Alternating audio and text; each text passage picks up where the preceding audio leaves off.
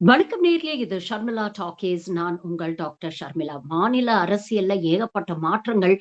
தினம் அத பத்தி பேசிக்கிட்டு இருக்கோமே தவிர, நேஷனல் லெவல்ல ஒரு முக்கியமான விஷயம் நடந்துகிட்டு இருக்கு. அத பத்தி நாம அவசியம் பேசியே ஆகணும். அதாவது ஆப்பரேஷன் லோட்டஸ் பயங்கர மும்மரமா நடந்துட்டு இருக்கு அப்படிங்கிறத நம்மளால பார்க்க முடியுது. ஏப்ரல் மாதம் ஆம் ஆத்மி கட்சியிலிருந்து கிட்டத்தட்ட ஒரு 7 லோக்சபா எம்பிகளை களவாடிய பாஜக, இன்னைக்கு அதே வேலைய வெஸ்ட் பெங்கால்ல மமதா பானர்ஜியோட திரிணாமுல் காங்கிரஸோட ட்ரை பண்ணிக்கிட்டு இருக்காங்க. ஆல்ரெடி லோக்சபால 20க்கும் மேற்பட்ட திரிணாமுல் காங்கிரஸ் எம்பிஸ் வந்து ஒரு செப்பரேட் பிளாக்கா என்டிஏ அலையன்ஸ்க்கு நாங்க ஆதரவு குடுக்க போறோம் அப்படிங்கிற பேச்சுவார்த்தைகள் வெளியில கசிய விட்டிருக்கு. அதே மாதிரி ராஜ்யசபால இருக்கக்கூடிய திரிணாமுல் காங்கிரஸை சேர்ந்த 3 எம்பிக்கள் 2 பேர் வெஸ்ட் பெங்கால், 1 ஃப்ரம் அசாம். அவங்க 3 பேரும் தங்களுடைய பதவியை ராஜினாமா செய்திருக்கிறார்கள் அப்படிங்கிற செய்தி வருது. இன்னொரு பக்கம் மத்திய பிரதேஷ்ல பார்த்தீங்கன்னா, காங்கிரஸ்க்கு போய் சேர வேண்டிய ஒரு எம்பி சீட்டையும் எப்படி பிஜேபி அவங்க கண்ணுக்கு எதிரே களவாடிட்டு போயிருக்கிறாங்க அப்படிங்கிறத நம்ம பார்க்கிறோம். திடீர்னு பிஜேபிக்கு இந்த எம்பி வேட்டையாடணும் அப்படிங்கிற ஒரு விஷயம் எங்கிருந்து வந்தது? அப்படிங்கிறத நம்ம பார்க்கணும். இது எல்லாத்தையுமே அதாவது behind every defection, behind every drama இது எல்லாத்தையுமே நம்ம ஒரு ஐசோலேட்டட் இன்சிடென்ட்ஸா பார்க்காம, எல்லாத்தையும் சேர்த்து கோர்வையா பார்த்தோம்னா தான், பிஜேபியோடைய லாங் டெர்ம் அஜெண்டா என்ன அப்படிங்கிறது நமக்கு புரியும். மற்ற கட்சிகள்லாம் அடுத்த 5 வருஷத்துக்கு யோசிச்சாங்கன்னா, பிஜேபி, ஆர்எஸ்எஸ் அடுத்த 50 வருஷத்துக்கு யோசிப்பாங்க அப்படிங்கிறது, இவங்களுடைய இந்த நகர்வுலேருந்து நம்மளால புரிஞ்சுக்க முடியுது. எவ்ளோ ஸ்மார்ட்டா கேம் பிளே பண்றாங்க அப்படிங்கிறத கொஞ்சம் யோசிச்சு பாருங்க. ஏன்னா, இது திரிணாமுல் காங்கிரஸ் அழிக்கணும், ஆம் ஆத்மி கட்சி அழிக்கணும், ரீஜனல் பார்ட்டீஸ அழிக்கணும் அப்படிங்கிறத தாண்டி, பார்லிமென்ட்ல அதாவது லோக்சபாலயும், ராஜ்யசபாலயும் அவங்களுக்கு தேவையான நம்பர்ஸ் வரணும். இதுதான் அவங்களுடைய லாங் டெர்ம் கோலா இருக்கு. அதாவது பார்லிமென்ட்ல 2/3 மெஜாரிட்டி வேணும். இந்த 2/3 மெஜாரிட்டிய வச்சு இவங்க என்ன பண்ணலாம்னு பிளான் பண்றாங்க அப்படிங்கிறத பின்னால பார்ப்போம். ஆனா, இதற்கு உண்டான அடிப்படை காரணம் என்ன? அரசியல் என்ன? அப்படிங்கிறத நாம புரிஞ்சுக்கணும். மோடி ஆல்ரெடி 3 டெர்ம் பிரைம் மினிஸ்டரா இருந்துட்டாரு. இனி 2029 தேர்தல்ல மோடி பிரைம் மினிஸ்டர் கேண்டிடேட்டா வருவாரா? அப்படிங்கிறது மிகப்பெரிய கேள்விக்குறிதான். இன்னொரு பக்கம் பார்த்தீங்கன்னா, மோடிக்காக இவர்கள் ஏற்படுத்தி வச்ச அந்த பிம்பம் ஸ்லோவா உடைஞ்சுகிட்டு இருக்கு. ஆனாலும் இன்னைக்கு வரைக்கும் unarguably Modi is the most powerful leader in India அப்படிங்கிறதுல எந்த மாற்று கருத்தும் இல்ல. அந்த அளவுக்கு ஒரு மிகப்பெரிய ஒரு கரிஸ்மா, ஒரு பர்சனாலிட்டி இருக்கு. அதனால தான் பிஜேபி கூட இருக்கக்கூடிய கூட்டணி கட்சிகள வெளியில போகாம அவங்க கூடயே வச்சுக்க முடியுது.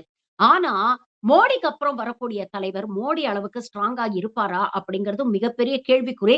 அத பத்தி ஆர்எஸ்எஸ், பாஜகவுக்குமே ஒரு மிகப்பெரிய சந்தேகம் இருக்கு அப்படின்னு தான் நமக்கு தோணுது. அதனால தான் மோடியோடைய இந்த டெர்ம் அதாவது 2029க்குள்ள மோடியோட டெர்ம் முடியறதுக்குள்ள நாம எப்படியாவது இந்த 2/3 மெஜாரிட்டி நம்பர ரீச் பண்ணிடணும் அப்படிங்கிற முயற்சியில பிஜேபி இருக்கிறாங்க. இது கடினமா அப்படின்னு கேட்டீங்கன்னா, மேலோட்டமா பார்த்தீங்கன்னா லோக்சபாலயும், ராஜ்யசபாலயும் இந்த 2/3 மெஜாரிட்டிய பிஜேபி எட்டுறது ரொம்ப கடினம்ப்பா. பிராக்டிகலி ரொம்ப டிஃபிகல்ட். நாட் ஈவன் பாசிபிள் அப்படின்னு நம்மளால நினைக்க தோணும். ஆனா, இவங்களுடைய அரசியல் சாணக்கியத்தனம் எந்த அளவுக்கு இருக்கு அப்படின்னு பார்த்தீங்கன்னா, ஸ்லோ அண்ட் ஸ்டெடியா one step at a time அப்படின்னு அந்த 2/3 மெஜாரிட்டிய நோக்கி இவங்க நெருங்கிக்கிட்டே இருக்கிறாங்க. குறிப்பா இன்னைக்கு நீங்க லோக்சபால பார்த்தீங்கன்னா, 543 சீட்ல பிஜேபி கூட்டணிக்கு 293 இடங்கள் இருக்கு. ஆனா 2/3 மெஜாரிட்டிய அடைய இவங்களுக்கு 362 இடங்கள் தேவை. ஏற்கனவே இப்போ திரிணாமுல் காங்கிரஸ்லேருந்து ஒரு 20 எம்பிய சுடுறதுக்கான முயற்சியில ஈடுபட்டிருக்கிறாங்க. அந்த 20 இவங்களுக்கு சக்சஸ்ஃபுல்லா வந்து சேர்ந்துருச்சுன்னா, இவங்களுடைய எண்ணிக்கை 293லேருந்து 313க்கு போயிடும். இந்த மிச்சம் 49 இருக்கிறத இவங்க அடையறதுக்கு எந்தெந்த ரீஜனல் பார்ட்டீஸ்ல உடைக்க முயற்சி பண்ணுவாங்க, வீக் பண்ண முயற்சி பண்ணுவாங்க, அங்கே இருக்கக்கூடிய அதிருப்தி எம்பிக்கள இவங்க காசு குடுத்து வாங்க முயற்சி பண்ணுவாங்க. இல்ல இடி, சிபிஐ, ஏவி விட்டு இவங்க பக்கம் இழுக்க முயற்சி பண்ணுவாங்க அப்படிங்கிறதெல்லாம் இனி வரும் காலங்கள்ல நம்ம பார்க்கத்தான் போறோம். அதே மாதிரி ராஜ்யசபாவ பொறுத்தவரைக்கும் பார்த்தீங்கன்னா, மொத்தம் 245 சீட். அதுல 2/3 மெஜாரிட்டி அப்படிங்கிறது 169. பிஜேபி கூட்டணியில 149 ராஜ்யசபா எம்பிக்கள் ஆல்ரெடி இருக்கிறாங்க. சோ 2/3 மெஜாரிட்டிய இவங்க அடையணும் அப்படின்னா, இவங்களுக்கு தேவை இன்னும் வெறும் 15 ராஜ்யசபா எம்பிஸ் தான். இப்போ இந்த சூழ்நிலையில கடந்த 2 மாசங்களாக நடக்கக்கூடிய விஷயங்கள் எல்லாம் பொருத்தி பாருங்க. ஏப்ரல் மாசம் ஆம் ஆத்மி கட்சியிலிருந்து மொத்தமா 7 எம்பிஸ் அப்படியே பாஜக பக்கம் தாவுறாங்க. தனியா 1, 2 பேரா இழுத்தா ஆன்டி டிஃபெக்ஷன் லா வரும் அப்படிங்கிறதுக்காக தான் கொத்தா 2/3 அப்படியே தூக்குறாங்க. இன்னைக்கு திரிணாமுல் காங்கிரஸ் வெஸ்ட் பெங்கால்ல கடுமையான ஒரு தோல்விய சந்திச்சிருக்காங்க. ஆனா தோல்வியை சந்திச்ச ஒரு மாசத்துக்குள்ளேயே அங்க என்னெல்லாம் நடக்குது அப்படிங்கறத ஜஸ்ட் பாருங்க. ஒரு பக்கம் இந்தியா கூட்டணி மீட்டிங்காக மமதா பானர்ஜியும், அபிஷேக் பானர்ஜியும் டெல்லிக்கு போயிருந்த நேரத்துல, அங்கே அவர்களுடைய வீடு, அலுவலகங்கள் எல்லாம் ரெய்டு விடுறாங்க. 2வது அங்கே இப்போ திரிணாமுல் காங்கிரஸ் ஜெயிச்சிருக்குள்ள 80 சொச்சம் எம்பில கிட்டத்தட்ட 60 பேர் இன்னைக்கு திரிணாமுல் காங்கிரஸ்க்கு எதிராகவும், மம்தா பானர்ஜிக்கு எதிராகவும் கொடி பிடிக்க ஆரம்பிச்சிருக்கிறாங்க.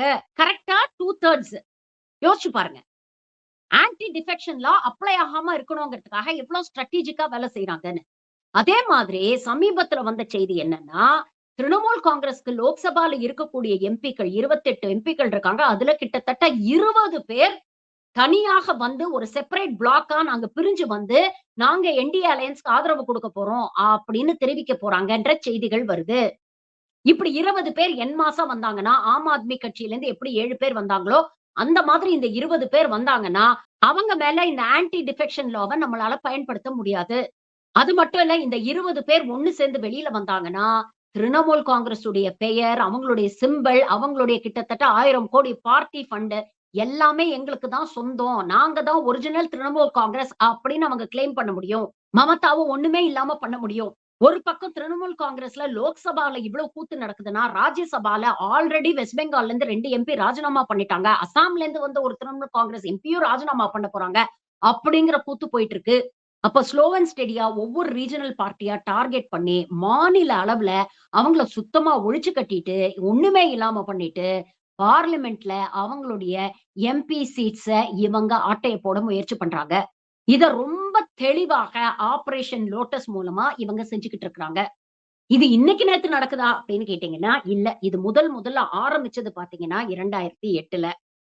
ஆப்பரேஷன் லோட்டஸ் அப்படின்னு அப்பதான் இதற்கு பெயர் வச்சாங்க. 2008ல கர்நாடகால இதே மாதிரி தான். மெஜாரிட்டிக்கு 113 தேவை. பிஜேபி கிட்ட 110 சீட் இருந்தது. 3 இண்டிபெண்டன்ட் எம்எல்ஏஸ கூட்டணியில சேர்த்துக்கிட்டு இவங்க ஆட்சி அமைச்சுட்டாங்க. அதோட வேற ஒரு கட்சியாக இருந்தா, ஓகே நமக்கு எம்எல்ஏஸ் இருக்காங்க. நம்ம ஆட்சி அமைச்சுட்டோம் அப்படின்னு பேசாம இருந்திருப்பாங்க.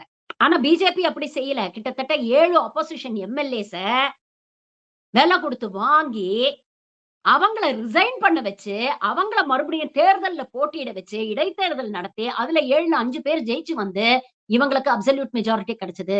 இன்னைக்கு தாவேகா தமிழ்நாட்டுல என்ன செய்ய முயற்சி பண்றாங்களோ, கிட்டத்தட்ட அத 2008லயே பிஜேபி செஞ்சு முடிச்சுட்டாங்க. அதுக்கப்புறம் பாத்தீங்கன்னா 2014ல இதே மாதிரி தான் அருணாச்சல் பிரதேஷ்ல ஆட்சிய பிடிச்சாங்க. 2016ல உத்தரகாண்ட்ல ஆட்சிய பிடிச்சாங்க. 2019ல மீண்டும் கர்நாடகால இதே மாரி ஒரு கூத்து நடந்தது. 2020ல மத்திய பிரதேஷ்ல இப்படிதான் கமல்நாத் ஆட்சிய கலைச்சுட்டு இவங்க ஆட்சிக்கு வந்தாங்க. 2022ல மகாராஷ்டிரா சொல்லவே வேண்டாம். 2 முக்கியமான கட்சிகள். ஒண்ணு சிவசேனா. ஏக்நாத் ஷிண்டேவ பயன்படுத்தி உத்தவ் தாக்கரே தலைமையில இருந்த சிவசேனாவ ஒண்ணுமே இல்லன்னு பண்ணிட்டாங்க. அதே மாதிரி அஜித் பவார பயன்படுத்தி சரத்பவாருடைய என்சிபிய மொத்தமா இன்னைக்கு உடைச்சு காலி பண்ணிட்டாங்க. இவங்க எந்த அளவுக்கு தொலைநோக்கு பார்வையோட வேலை செய்றாங்க அப்படிங்கறத யோசிச்சு பாருங்க. 2025ல தான் டெல்லி அசெம்பிளி எலக்ஷன். ஆனா அதற்கான வேலைய 2022லயே ஆரம்பிச்சுட்டாங்க. ஆம் ஆத்மி கட்சியைச் சேர்ந்த ஒவ்வொரு அமைச்சரா இந்த ஸ்கேம், அந்த ஸ்கேம்ன்னு தூக்கி உள்ள போட்டு, கடைசியில அரவிந்த் கெஜ்ரிவாலையும் தூக்கி உள்ள வச்சாங்க. விளைவு 2024லயும் சரி, 25லயும் சரி மிகப்பெரிய ஒரு தோல்வியை ஆம் ஆத்மி பார்ட்டி சந்திச்சது. இன்னைக்கு பஞ்சாப்லயும் அவங்களுடைய இருப்பு மிகப்பெரிய ஒரு கேள்விக்குறியாக இருக்கு. இன்னைக்கு அதே வேலைய தான் 2026லயும் செஞ்சுட்டு இருக்காங்க. ஏப்ரல் மாசம் ஆம் ஆத்மி கட்சியில இருந்த லோக்சபா எம்பிஸ கூட்டிட்டு வந்துட்டாங்க. இப்போ திரிணாமுல் காங்கிரஸ் உடைய எம்பிஸ டார்கெட் பண்ணியிருக்காங்க. சரி இவங்களுடைய எதிரிகள தான் இவங்க இப்படி டார்கெட் பண்ணுவாங்க அப்படின்னு நினைச்சீங்கன்னா, அங்க தான் தப்பு பண்றீங்க. ஆங்கிலத்துல ஒரு பழமொழி உண்டு. If BJP is your enemy, they are extremely dangerous. But if BJP is your friend, they are extremely fatal. கூட்டணியில் இருக்கக்கூடிய கட்சிகள் எல்லாமே இன்னைக்கு ஒரு எக்ஸிஸ்டென்ஷியல் கிரைசிஸ ஃபேஸ் பண்ணிட்டு இருக்காங்க. பாஜகவோட நட்பு பாராட்டிய பல அரசியல் கட்சிகள் இன்னைக்கு அவங்களுடைய அரசியல் சுவடே இல்லாம காணாம போற நிலைமைக்கு வந்துட்டாங்க. ஒரிசால நவீன் பட்நாயக், பீகார்ல நிதிஷ்குமார், பஞ்சாப்ல அகாலிதள், காஷ்மீர்ல பிடிபி மெஹபூபா முஃப்தியோடைய கட்சி, தமிழ்நாட்டுல அதிமுக. இன்னைக்கு எல்லாருமே ஒரு எக்ஸிஸ்டென்ஷியல் கிரைசிஸ ஃபேஸ் பண்ணிட்டு இருக்காங்க. பிஜேபி உடைய எதிரியா நீங்க இருந்தீங்கன்னா அது உங்களுக்கு ஆபத்து. ஆனா நண்பனா இருந்தீங்கன்னா அதை விட பேராபத்து அப்படிங்கறத கடந்த 20 ஆண்டு பிஜேபி உடைய அரசியல் வரலாறு நமக்கு நிரூபிச்சு காட்டியிருக்கு. ஆனா, இந்த மடத்தனமான காங்கிரஸ்க்கு தான் இது புரிய மாட்டேங்குது. ஏன்னா, பிஜேபி கஷ்டப்பட்டு செய்ய நினைக்கிற வேலைய, காங்கிரஸ் தானா அவங்களுக்கு செஞ்சு குடுக்குற வேலைய தான் இப்ப பண்ணிட்டு இருக்காங்க.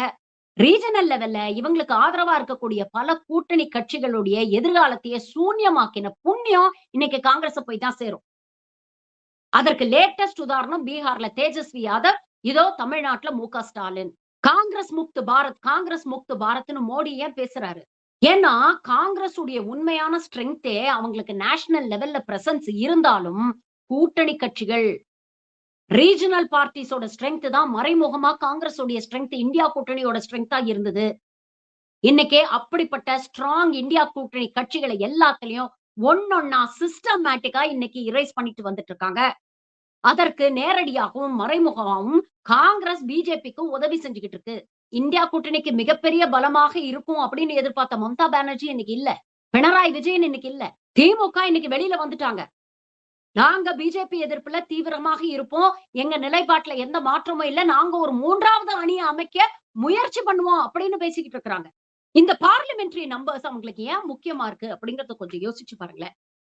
இந்த 2/3 மெஜாரிட்டி இருந்தா தான் டீலிமிட்டேஷன கொண்டு வர முடியும். ஒரே நாடு, ஒரே தேர்தல் அப்படிங்கிறத கொண்டு வர முடியும். சென்டர் ஸ்டேட் ரிலேஷன்ஸ்ல மாற்றங்கள கொண்டு வர முடியும். 2014க்கு முன்னால பாத்தீங்கன்னா, ரீஜனல் லெவல் பார்ட்டிஸ் ரொம்ப ஸ்ட்ராங்கா இருந்தாங்க. சென்டர்ல இருக்கக்கூடிய மத்திய ஒன்றிய அரசோட அவங்க கூட்டணியில இருந்தாங்க. ஆனா, அவங்களுக்கு ஒரு இருந்தது. அவங்க வார்த்தைகளுக்கு மதிப்பு இருந்தது. ஆனா, இன்னைக்கு கூட்டணி அப்படிங்கிறது பேருக்கு தான் என்டிஏல கட்சிகள் இருக்கு. இன்னைக்கு சந்திரபாபு நாயுடுக்கோ, இல்ல நிதிஷ்குமாருக்கோ ஏதாவது ஒரு வாய்ஸ் இருக்கா? யோசிச்சு பாருங்க. என்னதான் அவங்க தயவுல பிஜேபி ஆட்சி அமைச்சிருந்தாலும், இன்னைக்கு பிஜேபியோட கைப்பாவையா மாறி நிக்கிறாங்க. எப்போ ஸ்ட்ராங் ரீஜனல் பார்ட்டிஸோட தேவை இருக்கோ, அந்த நேரத்துல தான் காங்கிரஸ் இந்த மாரி டர்ட்டி கேம்ஸ் விளையாடி, இருக்கக்கூடிய ரீஜனல் பார்ட்டிஸ் எல்லாமே ஒண்ணுமே இல்லாம வீக்கெண்ட் பண்ணிட்டு இருக்காங்க. இந்த ஆப்பரேஷன் லோட்டஸ்க்கு பின்னால இருக்கக்கூடிய ஒரே விஷயம் parliamentary numbers. Consolidation of power. இந்தியாவுடைய federal structure, central state relation, division of power இத டோட்டலா கொலாப்ஸ் பண்ணணும். பவர மொத்தமா சென்ட்ரலைஸ் பண்ணணும் அப்படிங்கிற ஒற்றை முயற்சி, ஒற்றை இலக்கை நோக்கி இன்னைக்கு பிஜேபி பயணம் பண்ணிக்கிட்டு இருக்கு. ஆல்ரெடி இந்தியால கிட்டத்தட்ட 80% மாநிலங்கள்ல இன்னைக்கு பாஜக ஆட்சி தான் நடக்குது. 2027 அடுத்த ரவுண்ட் ஆஃப் அசெம்பிளி எலக்ஷன்ஸ் வரப்போகுது. அதுல விட்டத பிடிக்கணும் அப்படிங்கிறதுக்காக பாஜக எந்த எல்லைக்கு வேணாலும் போவாங்க. ஏன்னா, இன்னைக்கு தேர்தல் ஆணையம் ஆகட்டும், சுப்ரீம் கோர்ட் ஆகட்டும், எல்லாமே பாஜகவுடைய ஒரு எக்ஸ்டெண்டட் ஆர்ம் மாரி இன்னைக்கு ஃபங்ஷன் பண்ணிட்டு வராங்க. எல்லாருமே பாஜகவுக்கு அல்லக்கை வேலை பார்த்துக்கிட்டு இருக்காங்க. இப்படிப்பட்ட ஒரு சூழ்நிலையில பாஜகவுடைய அடுத்த டார்கெட் யாரா இருப்பாங்க? எந்த ரீஜனல் பார்ட்டிய உடைக்கணும்னு முயற்சி பண்ணுவாங்க? எந்த தேர்தல்ல அடுத்த பாஜக குறி இருக்க போகுது? கமெண்ட்ஸ்ல உங்களுடைய ஆன்சர்ஸ பதிவு பண்ணுங்க. பொறுத்திருந்து பார்ப்போம்.